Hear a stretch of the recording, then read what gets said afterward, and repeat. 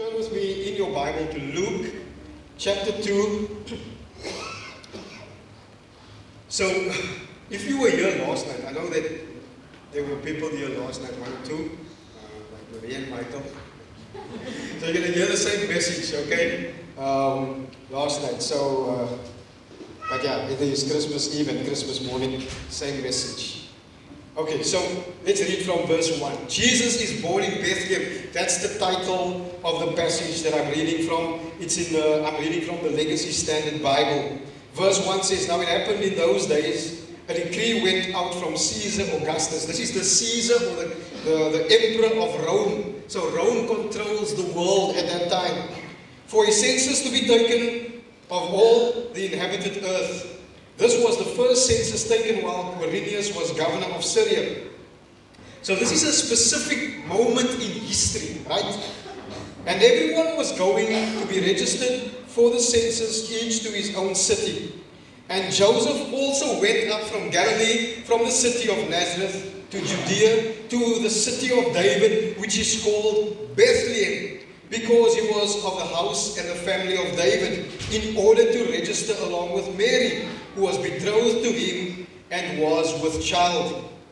Now it happened that while they were there, the days were fulfilled for her to give birth. Mary gave birth, and she gave birth to her firstborn son, and she wrapped him in cloths and laid him in a manger, because there was no place for them in the guest room. In the same region, there were some shepherds staying out in the fields and keeping watch over their flock by night. And an angel of the Lord stood before them, and the glory of the Lord shone around them, and they were terribly frightened. But the angel said to them, "Do not be afraid, for behold, I bring you good news of great joy, which will be for all the people. For today in the city of David there has been born for you a Savior, who is Christ the Lord. And this will be a sign for you. You will find a baby wrapped in cloths, lying in a manger." You know, just for a moment, I'm just thinking of when a child is born. I remember when Michael was born, that was such a joyous occasion for us. It was a happy moment, right? It was a celebration, a moment to celebrate. It was in the early hours of the morning. I think it was just after 2 in the morning. I was at home, but he was in hospital. The nurse wanted to say, "Your wife has gone into labor." I said, "Tell the woman just to hold on. I'll be there now, okay?" But it was a happy occasion for us. The child was born. Amen. "And suddenly there appeared with the angel a multitude of the heavenly host, praising God and saying, 'Glory to God in the highest, and on earth peace among men with whom he is pleased.' And it happened that when the angels had gone away from them into heaven, the shepherds began saying to one another, 'Let us go to Bethlehem then, and see this thing that has happened, which the Lord has made known to us.' So they went in a hurry and found their way to Mary and Joseph, and the baby lying in the manger. And when they had seen this, they made known the statement which had been told them about this child. And all who heard it marveled at the things which were told them by the shepherds." Shepherds were not very reliable people at that time. They were actually viewed as unreliable. You know, guys who they don't do their jobs properly, they lie, they deceive, they do all sorts of things. So the fact that the angels sent the shepherds with this message might have been a challenge, but the people marveled when they heard what these shepherds had to say. Verse 19, "But Mary was treasuring all these things, pondering them in her heart. And the shepherds went back, glorifying and praising God for all that they had seen, and seen, just as was told them." The Lord bless the reading of His Word.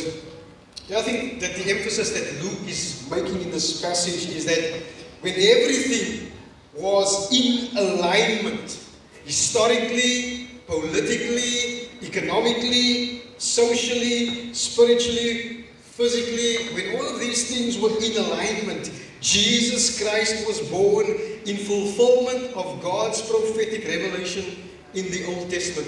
If you go back to the book of Daniel, Daniel prophesies about the 42 weeks that will come in the future.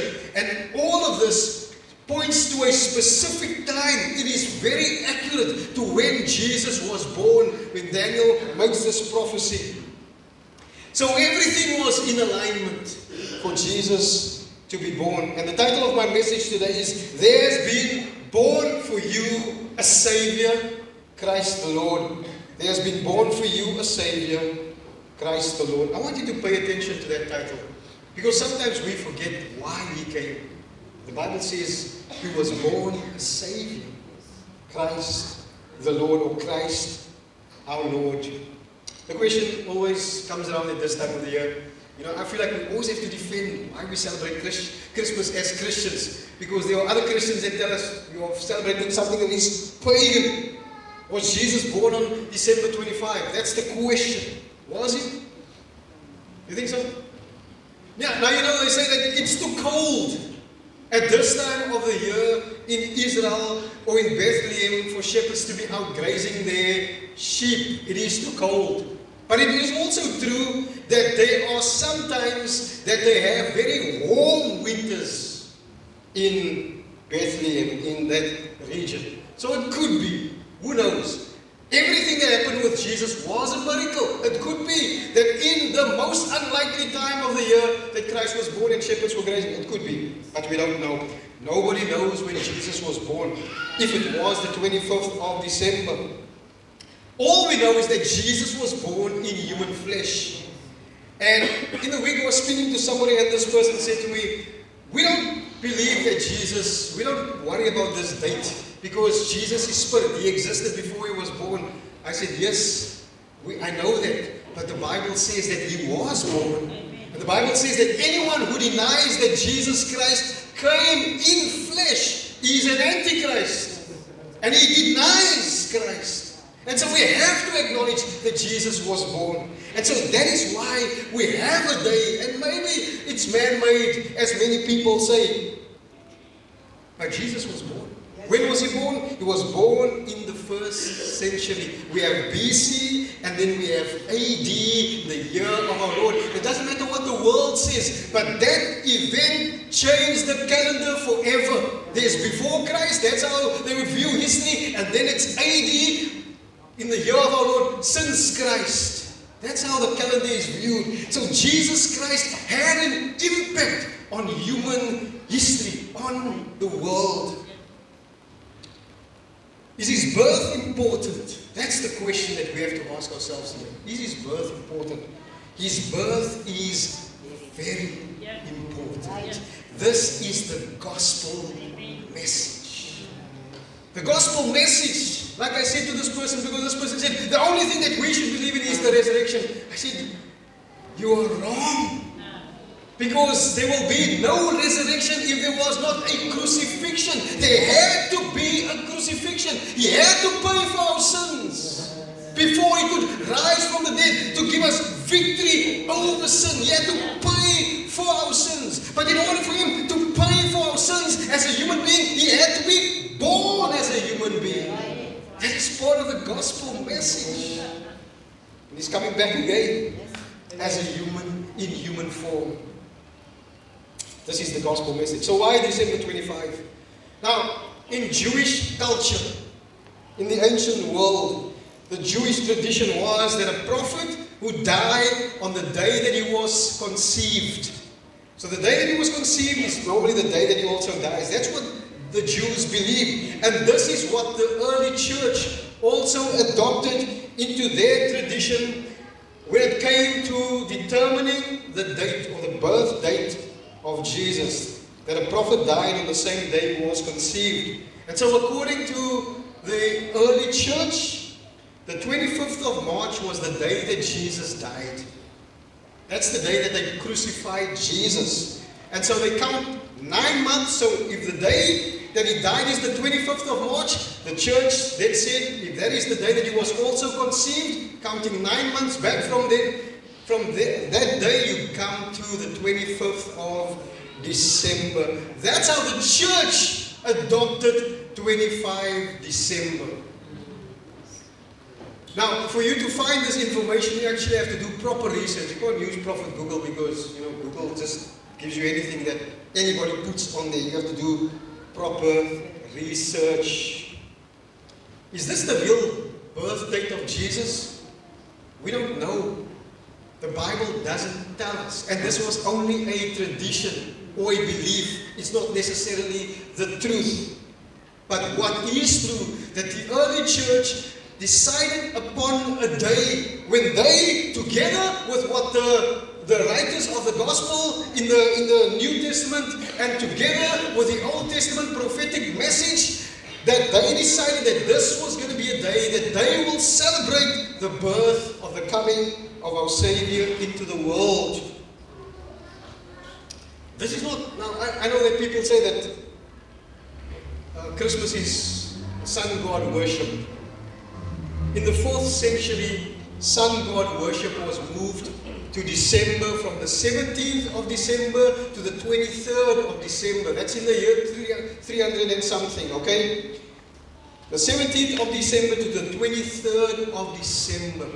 Not the 25th of December. But this came after Christmas was always celebrated on the 25th of December, according to the tradition of the church. This is a good tradition for us to follow. Just like Easter is a good tradition for us to follow. We celebrate the crucifixion of Jesus. Why? Because it is an important event in history. So Christmas is not sun, the sun outside, it's not sun god worship.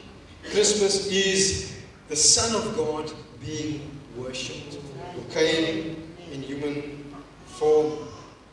I don't know if you are excited about Christmas. I'm always excited about Christmas. Growing up, I was always excited because there was always a gift under a tree. Whatever it was, doesn't matter, as long as there's something, then I was always excited about Christmas. I'm still excited about Christmas, but not necessarily about a gift that I might receive or might not receive, but about the fact that Jesus is the greatest gift that came into the world. And we have Him for ourselves. He came for us. He came for us. If you think of Luke, he is not a direct disciple of Jesus. And Luke says this to Theophilus. He's writing to Theophilus. He writes 2 books or 2 accounts. The first is called the Gospel of Luke. The second is called the Book of Acts. Both of them are addressed to this man called Theophilus. And he says in Luke chapter 1 verse 3, he says, he carefully investigated all the events around Jesus, and he writes an orderly account about all of the things about Jesus. Why? He says to Theophilus, so that you might be certain, about the things that you have been taught. That you can be certain that what you've been taught is true, and you can believe it. And so Luke writes a carefully investigated and orderly account of the Annunciation, the announcement of Jesus, the birth of Jesus, the early childhood experiences of Jesus, showing, he's trying to communicate a very important message to Theophilus, that Jesus fulfills the Old Testament prophetic biblical message. He's the fulfillment of Old Testament prophecy. The Bible says this in Galatians 4 verse 4, it says, but when the fullness of time came,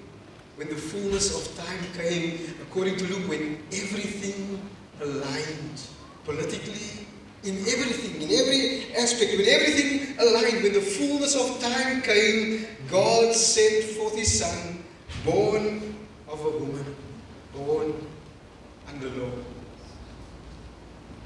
And so if you think about the context, it's important for us to remember that when everything was in alignment, Jesus Christ was born in human form, fulfilling the promise of God predicted in the Old Testament. Now there's a period between the Old Testament and the New Testament prophet John. The Old Testament prophet Malachi, the New Testament prophet John the Baptist, of 400 years.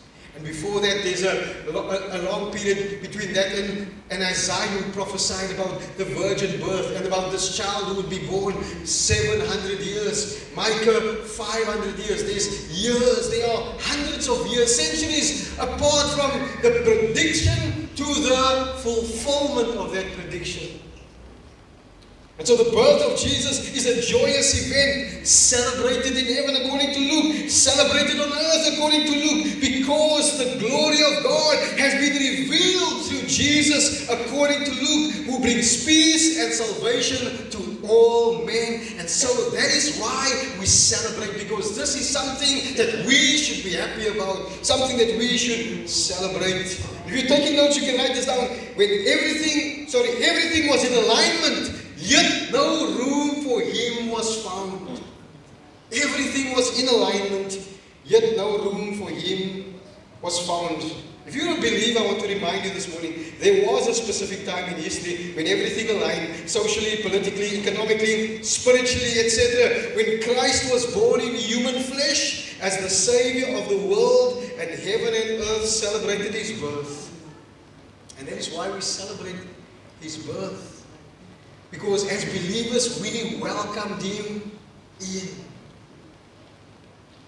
And yet, when everything was in alignment, no room for him was found. In Luke 2 verse 3, going back to what we read earlier, and everyone was going to be registered for a census, each to his own city. And Joseph also went up from Galilee, from the city of Nazareth, because Jesus comes from Nazareth, to Judea, to the city of David, which is called Bethlehem, because they predicted that he will be born in Bethlehem, because he was of the house and family of David. He is the son of David. He sits on the throne of David that will never end, in order to register along with Mary, who was betrothed to him and was with child. Now it happened that while they were there, the days were fulfilled. Everything came into alignment for her to give birth. And she gave birth to her firstborn son. And she wrapped him in cloths and laid him in a manger, because there was no place for them in the guest room. No room for Jesus. The days were fulfilled. Everything was in alignment. Wrapped him in cloths, laid him in a manger. And the Bible says this, because there was no place for them. No place, no room. No place for Jesus. No room for Jesus. At that time, physically, there was no place for Jesus. But in the future, since that time, for many, spiritually and symbolically, no place for Jesus. No room for Jesus. Christmas is not about anything other than Jesus. And yet for many of us, we celebrate Christmas without giving any room for Jesus. No room for Jesus. I grew up in this church. We sang a song many years ago, Room for Jesus, King of Glory. The first verse goes like this: have you any room for Jesus? He who bore your load of sin, as he knocks and asks admission, sinner, will you let him in? The chorus says this: room for Jesus, King of Glory, hasten now, his word obey. Swing your heart's door widely open, bid him enter while you may. Do you have room for Jesus? In this world where we have room for so many things, we adjust our lives, we adjust our calendar, we adjust our time to accommodate so many things. But the one thing that we sometimes forget to do is to make room, or to adjust our lives, or to change our plans for Jesus. We're not willing to make room for Jesus. Mary and Joseph, whatever plans they had for their future was disrupted by God, and they made room for Jesus. And they bore the shame that came with Mary being pregnant before they got married. They bore that shame, they bore that disgrace. Why? Because they made room for Jesus. It did not matter the cost, it did not matter their reputation. Only thing that mattered was they made room for Jesus. And yet today, people have no room for Jesus. Everything aligned socially, politically, economically, spiritually. When Christ was born in human flesh as the Savior of the world, yet no room for Him was found in Bethlehem, and no room for Him is found in the hearts of many people across the world. Point number 2, if you're taking notes, my final point. Heaven announced His arrival, and the shepherds went to find Him. What a response from the shepherds. Heaven announced His arrival, and the shepherds went to find Him. What a response. What a response from the wise men.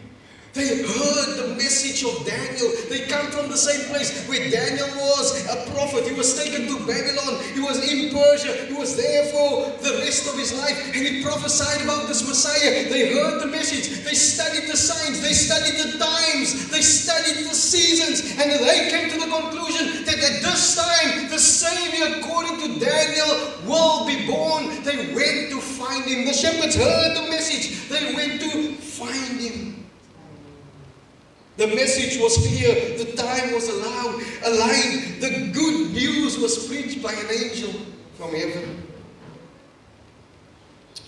In Luke 2 verse 10 it says, "But the angel said to him, 'Do not be afraid, for behold, I bring you good news of great joy, which will be for all the people, all the world, all the nations. For today in the city of David there has been born for you a Savior, who is Christ the Lord.'" Savior, who is Christ the Lord. "And this will be a sign for you. You will find a baby wrapped in cloths, lying in a manger." Verse 15, "And it happened that when the angels had gone away from them into heaven, the shepherds began saying to one another, 'Let us go to Bethlehem then and see this thing that has happened, which the Lord has made known to us.'"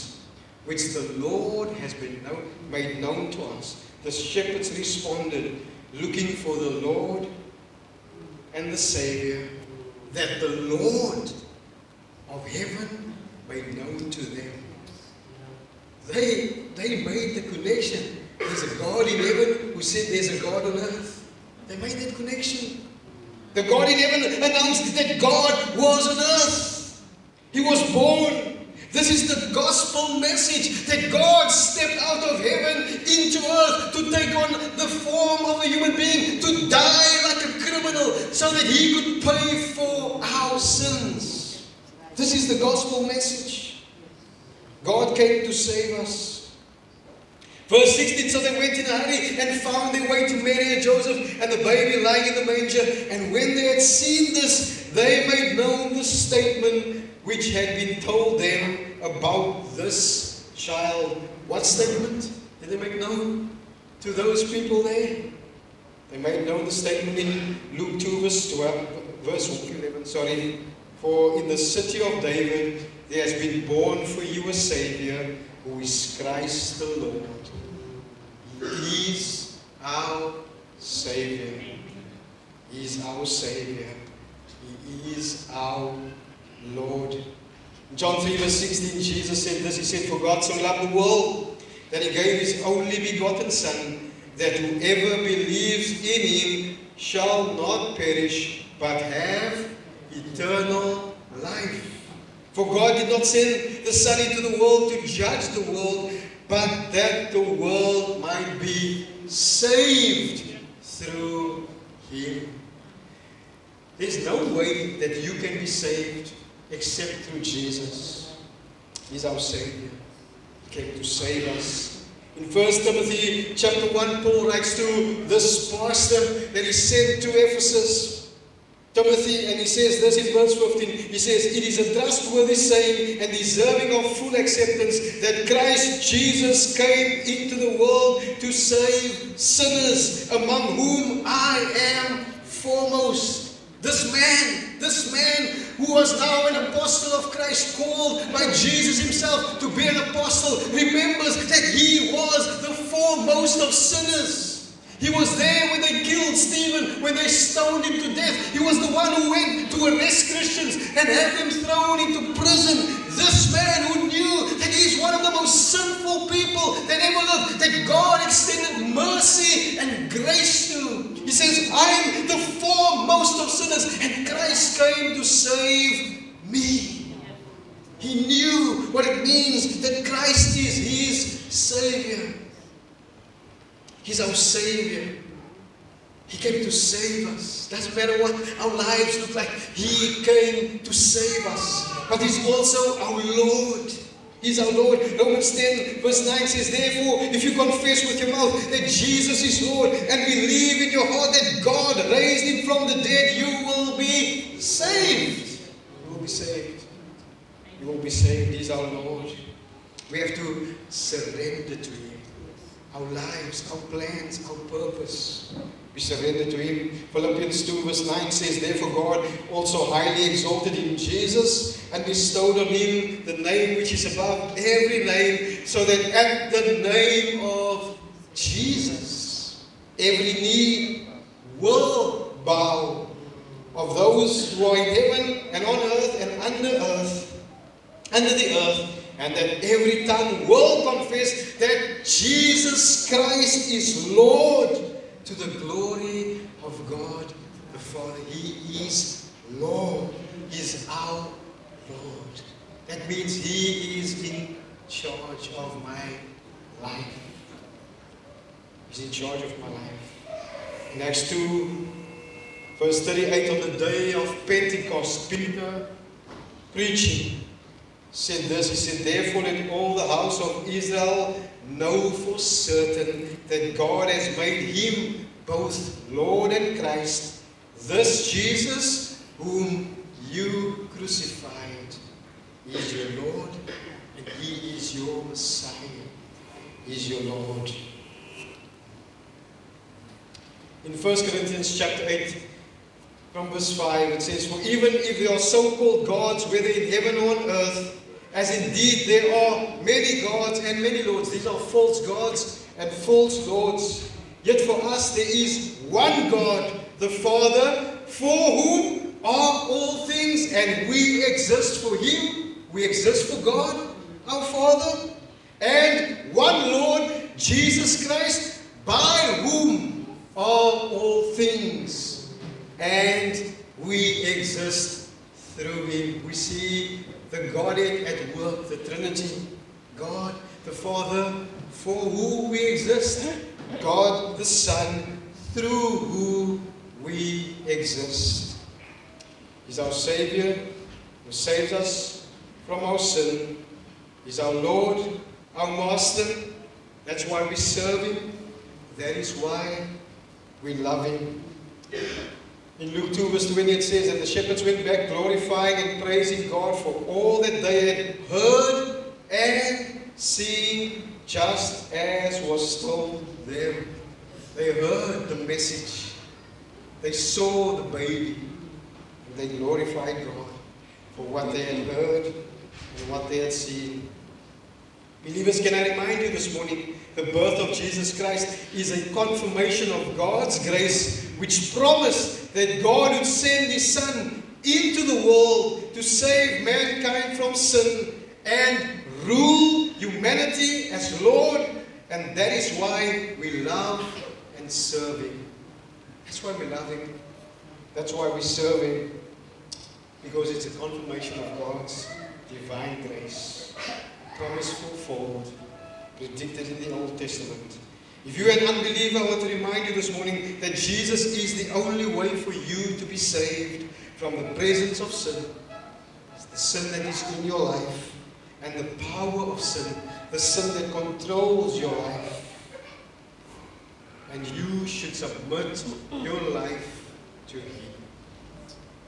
To Him. And so, can I remind you, the theological basis for us to celebrate Christmas as an event comes from Scripture. It's an event that the church adopted. It comes from Scripture. It was established in the early church to celebrate the first coming of our Lord and Savior, Jesus Christ, as a baby into the world. The early church celebrated this event. We celebrate this event because this is one of the most important events in history. It changed the world forever. And so we celebrate Him by looking for Him. We celebrate Him by worshiping and surrendering to Him. But the only way we can look for Him and the only way we can surrender to Him is when we hear the message and when we believe His message. That's the only way. And so it's God's grace that we are able to hear Him speak to us. It's His grace that we are able to believe the message that He speaks to us. Can I remind you of the message that came from Isaiah? In Isaiah chapter 9, and with this I'm going to conclude. It says this in verse 6, "For a child will be born to us, a baby. A son will be given to us, the Son of God.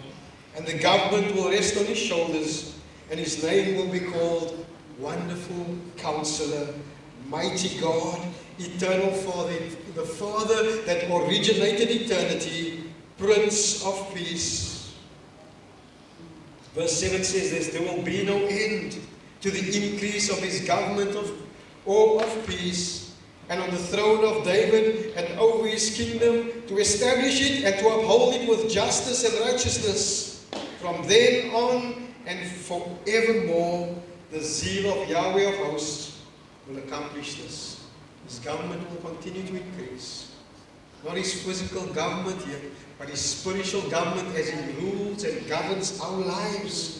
His peace will continue to increase. The peace that comes into our hearts that nobody can understand. Nobody can explain, that there is peace in the midst of the storms that we face in our lives. This peace, justice and righteousness continue to go on forever and ever and ever. Why? Because Yahweh, the zeal of Yahweh, will accomplish this. And so with that, I can say to all of you, Merry Christmas. May God bless you on this Christmas day. Let's close.